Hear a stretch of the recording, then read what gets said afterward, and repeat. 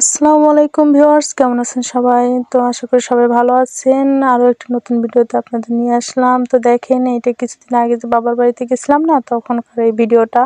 তো ছাড়া হয়নি, ভিডিওগুলো কাজও করা হয়নি আর ছাড়াও হয়নি। তো চিন্তা করলাম এক এক করে সবগুলো ভিডিও ছাড়িয়ে দিই কাজ করিয়া। তো দেখেন, আজকে কিন্তু আমার জন্য কাটা পিঠা বানানো হইতেছে। তো বানাচ্ছে আমার ভাইয়ের বউ আর এক চাচি, আর আমার মা ওই পাশে রান্না করতেছে, সেটা আপনাদের দেখাবো। তো দেখেন, এই চাচি অনেক বয়স কিন্তু মাশাআল্লাহ, এখনো সে সুস্থ সবল আছে আল্লাহর রহমতে, আপনাদের দোয়ায়। তো দেখেন, সেও পিঠা বানাইতেছে। তো সে বানায় আবার আর কি বেলনা, তারপর কাইটে কাইটে বানায়। আর ওই পাশে আমার ভাইয়ের বউ বানায় হাত দিয়ে, দুইজনে দুই রকমের করে বানায়। তা আমি চিন্তা করি যে একটু ভিডিও করি, দেখাবো সবাইকে। তো দেখেন, এই পাশে আমার মা রান্না করতেছে। এই আমার মা মেহমান, আমরা তো মেহমান এখন, তাই না? আমাদের জন্য খাসির মাংস রান্না করতেছে, আর খাসির মাথাও আছে আমার মেয়ের জন্য একটা, আর আমার বোনের ছেলের জন্য একটা মাথা। দেখেন, ও আমার মেয়ে তো ছোট, তো খাইতে পারবে না, খাবো তা আমি, শুধু ঘিলুটা খাইতে পারবে এনে। তো দেখেন, মাথা রান্না করা হচ্ছে। আমি মাকে বললাম কি, এত নাড়াচাড়া দিয়ে না মাথাটা ভেঙে যেতে পারে। সে বলে, এত শক্ত ভাঙবে না, করিস না, তোর মেয়ে খাইতে পারবে, এনে সমস্যা নাই। তো এখন মা আবার ঢাকনাটা দিয়ে দিল।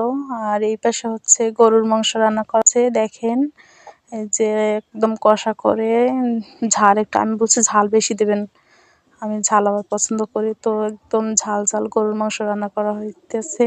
তো আম্মু আবার একটু নাড়িয়ে চাড়া তারপর ঢাকনা দিয়ে দেবে।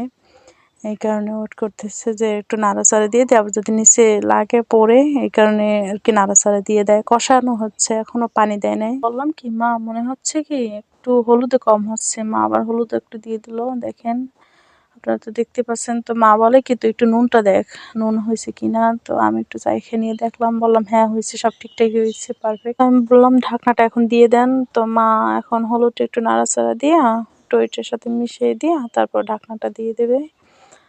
দেখেন, ঢাকনাটা কিন্তু দিয়ে দিতেছি। তো এই তো হচ্ছে খাসি মাংস, গরুর মাংস। তো আর এই পেশে দেখেন, ওই যে আমার চাচি পিঠা কাটতেছে কি সুন্দর করে, একদম একদম আর কি বলবো, সেই আগের মতো আর কি, আগের দিনের মানুষ যেরকম কাটতো না পিঠা, ওরকমের খুব আর কি সুন্দর করে বানাইতেছে পিঠাগুলো, যত্ন সহকারে। দেখেন, ধীরে ধীরে বানাইতেছে, যাতে না ভাঙে, না একটু বাঁকা হয়, এই কারণে এরকম বানাইতেছে। খুব সুন্দর আর কি, যত্ন সহকারে সে বানাইতেছে পিঠাগুলো, ভালোই লাগতেছে আমার। দেখেন, এই যে পিঠাটা উঠে, আমি বললাম কি চাচি একটু উঠে হাতে নিয়ে ঘুরে ঘুরে সবাইকে দেখেন, আমি একটু দেখাই আপনি কি সুন্দর করে পিঠা বানাইছেন। সে আবার দেখাইতেছে উল্টাইয়া, হাতে উঠাইয়া। আমি বললাম কি, না চাচি, এখন আপনি অনেক সুন্দর করে কাজ পারেন। আর এই পাশে দেখি আমার ভাইয়ের বউ, ছোট একদম অল্প বয়স, সে কি সুন্দর পিঠা বানাইতেছে দেখি।